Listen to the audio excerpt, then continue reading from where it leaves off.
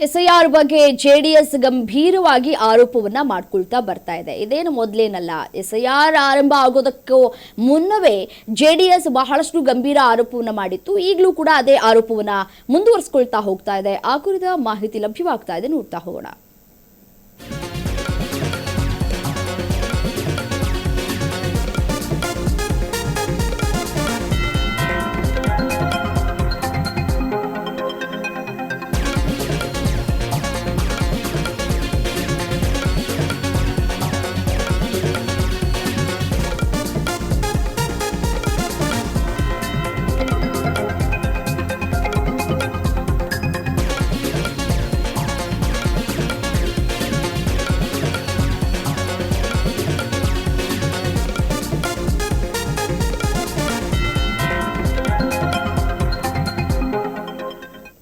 SIR ಬಗ್ಗೆ JDS ಗಂಭೀರ ಆರೋಪ ಮಾಡ್ತಾ ಇದೆ. ಎಸ್ಐಆರ್ ಪ್ರಕ್ರಿಯೆಯಲ್ಲಿ ಸರ್ಕಾರ ಗಂಭೀರ ಲೋಪವೆಸಗ್ತಾ ಇದೆ ಅಂತ ಹೇಳ್ತಾ ಇದ್ದಾರೆ ನಿಖಿಲ್ ಕುಮಾರಸ್ವಾಮಿ. ರಾಮನಗರ ಕ್ಷೇತ್ರದ ಎಸ್ಐಆರ್ ಪ್ರಕ್ರಿಯೆ ತಕ್ಷಣವೇ ಸ್ಥಗಿತ ಮಾಡಬೇಕು, ಜೆಡಿಎಸ್ ಯುವ ಘಟಕದ ಅಧ್ಯಕ್ಷ ನಿಖಿಲ್ ಕುಮಾರಸ್ವಾಮಿ ಆಗ್ರಹಿಸ್ತಾ ಇದ್ದಾರೆ. ಎಸ್ಐಆರ್ ಪ್ರಕ್ರಿಯೆ ವಿಚಾರದಲ್ಲಿ ಸರ್ಕಾರ ಅಧಿಕಾರವನ್ನ ದುರುಪಯೋಗ ಪಡಿಸ್ಕೊಳ್ತಾ ಇದೆ ಅಂತ ಹೇಳಿ ಆರೋಪ ಮಾಡ್ತಾ ಇದ್ದಾರೆ. ನಕಲಿ ಗುರುತಿನ ಚೀಟಿ ಹೊಂದಿರುವಂತಹ ವ್ಯಕ್ತಿಗಳನ್ನ ಮತದಾರರ ಪಟ್ಟಿಗೆ ಸೇರಿಸೋದಕ್ಕೆ ಸಂಚುಗಳಾಗ್ತಾ ಇದೆ ಇಲ್ಲಿ ಅಂತ ಹೇಳ್ತಾ ಇದ್ದಾರೆ.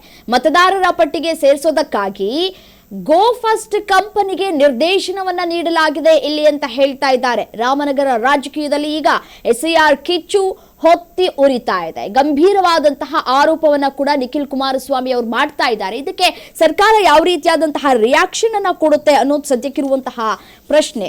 ಸೊ ಇಲ್ಲಿ ದುರುಪಯೋಗ ಮಾಡ್ಕೊಳ್ತಾ ಇದ್ದಾರೆ ಎಸ್ಐಆರ್ ಪ್ರಕ್ರಿಯೆ ವಿಚಾರದಲ್ಲಿ ಅಂತ ಹೇಳಿ ಗಂಭೀರ ಆರೋಪ ಮಾಡ್ತಾ ಇದ್ದಾರೆ. ಮತ್ತೆ ನಕಲಿ ಗುರುತಿನ ಚೀಟಿ ಹೊಂದಿರುವಂತಹ ವ್ಯಕ್ತಿಗಳನ್ನ ಮತದಾರರ ಪಟ್ಟಿಗೆ ಸೇರಿಸೋದಕ್ಕೆ ಒಂದಷ್ಟು ಸಂಚುಗಳನ್ನ ಕೂಡ ಇಲ್ಲಿ ರೂಪಿಸಲಾಗ್ತಾ ಇದೆ ಅಂತ ಹೇಳಲಾಗ್ತಾ ಇದೆ. ಮತ್ತೆ ಗೋ ಫಸ್ಟ್ ಕಂಪನಿಗೆ ಇಲ್ಲಿ ನಿರ್ದೇಶನವನ್ನ ನೀಡಲಾಗಿದೆ ಮತದಾರರ ಪಟ್ಟಿಗೆ ಸೇರಿಸೋದಕ್ಕಾಗಿ. ನಕಲಿ ಗುರುತಿನ ಚೀಟಿ ಯಾರು ಹೊಂದಿದಾರೋ ಆ ಒಂದು ಪ್ರಕ್ರಿಯೆಯನ್ನ ಇಲ್ಲಿ ಮುಂದುವರಿಸ್ಕೊಂತಾ ಹೋಗ್ಲಾಗ್ತಾ ಇದೆ. ಸೊ ನಕಲಿ ಚೀಟಿಗಳಿದ್ರೆ ಅಲ್ಲಿಗೆ ನಾವು ಅದನ್ನ ಡಿಲೀಟ್ ಮಾಡಬೇಕು, ಅದೇ ಅಲ್ವಾ ಎಸ್ಐಆರ್ ಪ್ರಕ್ರಿಯೆ.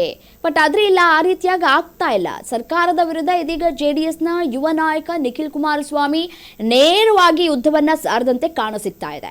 ರಾಮನಗರ ಕ್ಷೇತ್ರದ ಮತದಾರರ ಪಟ್ಟಿ ಪರಿಷ್ಕರಣೆ ಪ್ರಕ್ರಿಯೆಯಲ್ಲಿ ಸರ್ಕಾರ ತನ್ನ ಅಧಿಕಾರವನ್ನ ಸಂಪೂರ್ಣವಾಗಿ ಇಲ್ಲಿ ದುರುಪಯೋಗ ಪಡಿಸ್ಕೊಳ್ತಾ ಇದೆ ಅಂತ ಹೇಳಿ ನಿಖಿಲ್ ಕುಮಾರಸ್ವಾಮಿ ಅವರು ಗಂಭೀರವಾಗಿ ಆರೋಪವನ್ನ ಮಾಡ್ತಾ ಇದ್ದಾರೆ.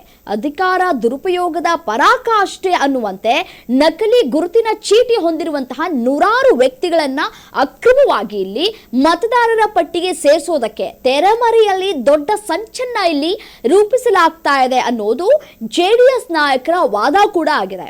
ಅಷ್ಟೇ ಅಲ್ಲ, ಈ ಇಡೀ ಅಕ್ರಮ ಪ್ರಕ್ರಿಯೆಗಾಗಿ ಗೋ ಫಸ್ಟ್ ಕಂಪನಿಗೆ ನಿರ್ದೇಶನ ನೀಡಲಾಗಿದೆ ಅನ್ನುವಂತಹ ಸ್ಫೋಟಕ ಮಾಹಿತಿಯನ್ನ ನಿಖಿಲ್ ಕುಮಾರಸ್ವಾಮಿ ಅವರು ಹೊರಹಾಕಿದ್ದಾರೆ. ಹಾಗಾದ್ರೆ ಈ ಗೋ ಫಸ್ಟ್ ಕಂಪನಿಗೆ ಗುತ್ತಿಗೆ ಕೊಟ್ಟವ್ರು ಯಾರು? ಹಾಗಾದ್ರೆ ಸರ್ಕಾರದಿಂದ ಈ ರೀತಿಯಾಗಿ ಆಗ್ತಾ ಇದೆ ಅಂತ ಹೇಳಿ ಗಂಭೀರ ಆರೋಪ ಮಾಡ್ತಾ ಇದ್ದಾರೆ.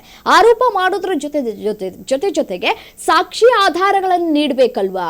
ಈ ಗೋ ಫಸ್ಟ್ ಕಂಪನಿ ಈ ನಕಲಿ ಚೀಟಿಗಳು ಅಥವಾ ನಕಲಿ ಗುರುತಿನ ಚೀಟಿ ಏನಂತ ನಾವು ಹೇಳ್ತೀವಲ್ಲ, ಈ ಗುರುತಿನ ಚೀಟಿಗಳನ್ನ ಹೇಗೆ ತಯಾರಿ ಮಾಡ್ಕೊಳ್ತಾ ಇದ್ದಾರೆ ಅನ್ನೋದು ಸದ್ಯಕ್ಕಿರುವಂತಹ ಪ್ರಶ್ನೆ. ರಾಮನಗರ ಕ್ಷೇತ್ರದಲ್ಲಿ ಈಗ ನಡೀತಾ ಇರುವಂತಹ ವಿಚಾರ ಎಸ್ಐಆರ್ ಪ್ರಕ್ರಿಯೆ ಸಂಪೂರ್ಣ ಕಾನೂನು ಬಾಹಿರ ಅಂತ ಹೇಳ್ತಾ ಇದ್ದಾರೆ. ಸರ್ಕಾರ ತನ್ನ ಅಧಿಕಾರವನ್ನ ಬಳಸ್ಕೊಂಡು ನಕಲಿ ಮತದಾರರನ್ನ ಸೇರಿಸೋದಕ್ಕೆ ಸ್ಕೆಚ್ ಅನ್ನ ಕೂಡ ಹಾಕಿದೆ.